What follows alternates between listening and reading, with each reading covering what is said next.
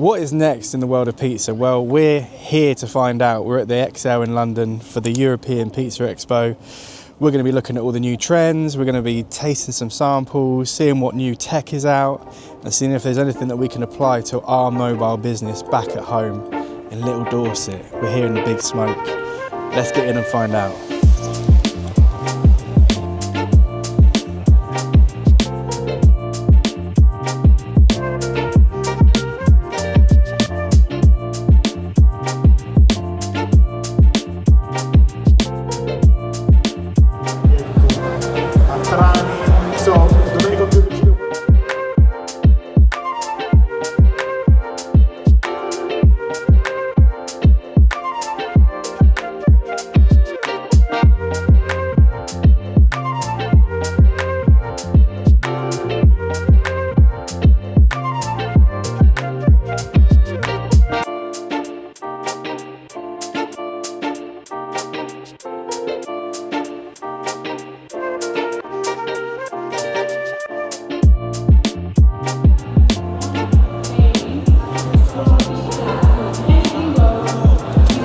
Right, so first sample in, and this is Aria. I've not seen it before, but it's really crispy.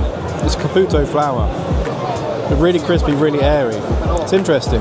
It's got like a focaccia texture, but it's nice. Yeah, so that sample was this. I really want to try this. I know some people who watch use this. We use this currently. But I'd like to do a test with all the different ones and see just how different they are. But hopefully they'll cook some different ones up here.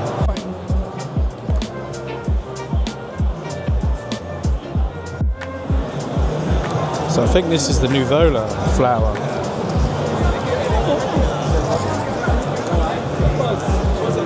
I think it's definitely more crispy.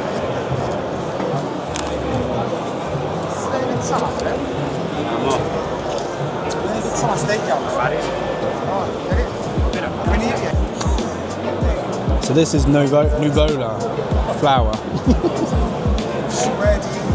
He's done us dirty on the base though, look at that. Absolute steak.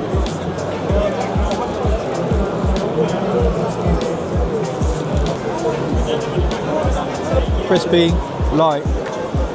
I would go for this. I don't know how it works with hydration and things like that. But if any of you guys use it, let me know. Because we do a room temperature fermentation, so I don't know how it would work. I need to look into it. I'd like to ask one of these guys, but they're so busy making pizza. I don't think I'll get a word in.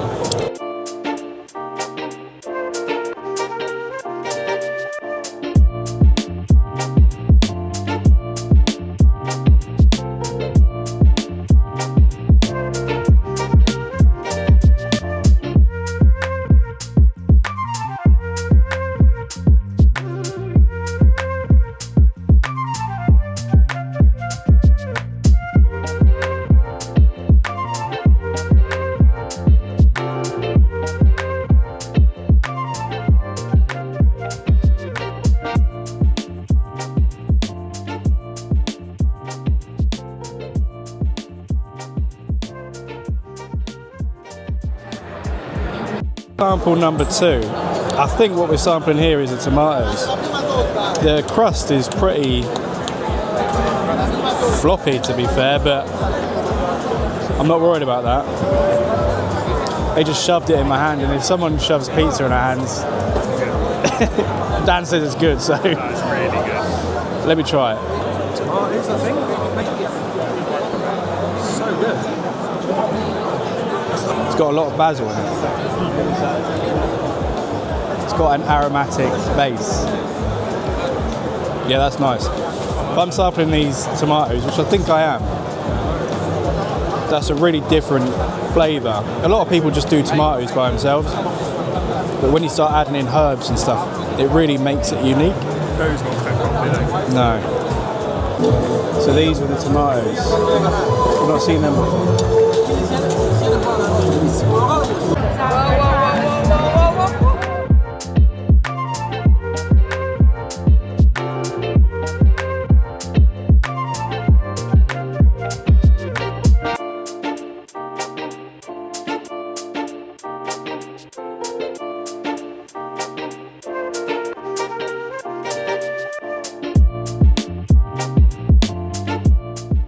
All right, we just stepped outside for a little bit of a breather. It's pretty intense in there, there's a lot going on. Is it worth going? First thoughts, yes and no. There's a lot of stuff there, but in terms of like technology, I thought people like Uni and Gosney would be there, but they're not. And that might be because they're more of a home thing, but there's a lot of suppliers in there. I think what we're gonna do now is concentrate on certain things that we can concentrate on, like tomatoes. We've tasted a few pizzas where the tomato sauce is really good, like so different and bright. So we're going to go back in and see if we can test a few different types of or different brands of tomatoes and see if we can focus in on that. We bumped into a few of you guys as well, which has been great. Anyone that's come up and said hi, that's been awesome. So great to see you guys. We bumped into Liam from Leando's Pizza. I've been wanting to meet him for ages, and we managed to meet up and have a little walkabout together, which was awesome. Adam at Peddling Pizzas was there, had a chat with him, and that was amazing as well. It's good to see all these people in person in the same place, which is really cool.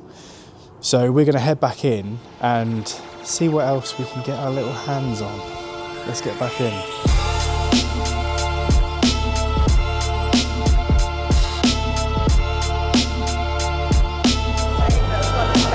So guys, we are talking about again Aristar Chop. I will low protein flour. Combine all of this with 71% of hydration. 71% of hydration, what this means? 700 gram of water per kilo of flour. The workout, piacere mio. Gracias. Gracias, encantado. So, what we are doing here is for a pizza. This is even easy to open on the desk. Look how it's elastic. But we're gonna work with low protein to get even protein in the gym to keep more the air from the fermentation and to keep the same dough instead of 24, even to 48 hours. Okay, this one is the game that we are doing. Okay, I'm talking about to have this one is the zero.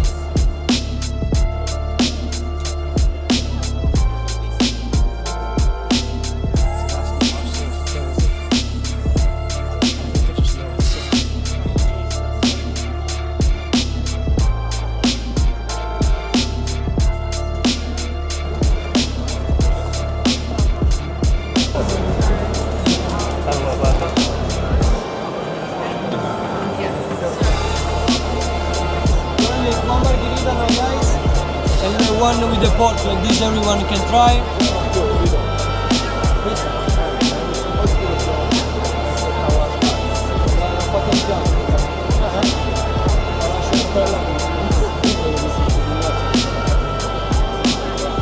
But this one, finish already.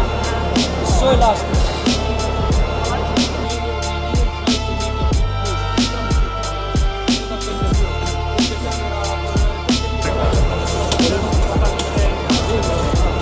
Guys, again the stuff, and I didn't put any frost on it. It's just growing. Wait, it's bar. Hello. Try hot with me. Usually I'm gonna cut the pizza in 6 slices. Okay, 6 slices is always better because it keeps the structure better. But in this case, there are a lot of you are gonna cut in 8. But put the focus on the dough. I don't ask you to put the focus on the tomatoes, on the mozzarella. I don't care.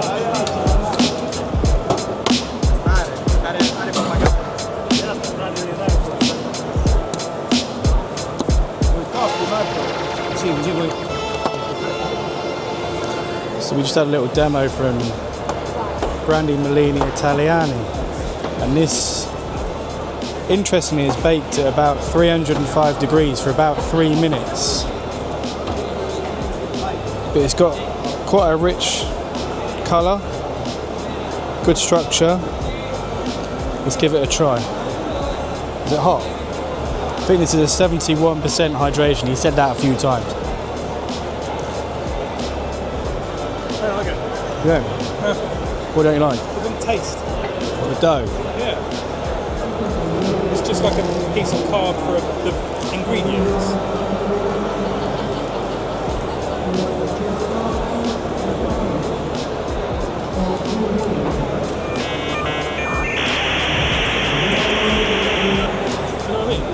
I agree. Whereas Yeah. when we do it, the dough adds to it. Yeah. I'd be interested into looking into more like 0 and type 1 flours. But I think at the moment with the Caputo, I'd like to see how that would fare at like a 500 degree oven. So I think it's a flour I do want to try, but at 300 degrees for 3 minutes, it's not. I can't really taste what benefit it would be to change the whole workflow for that flour.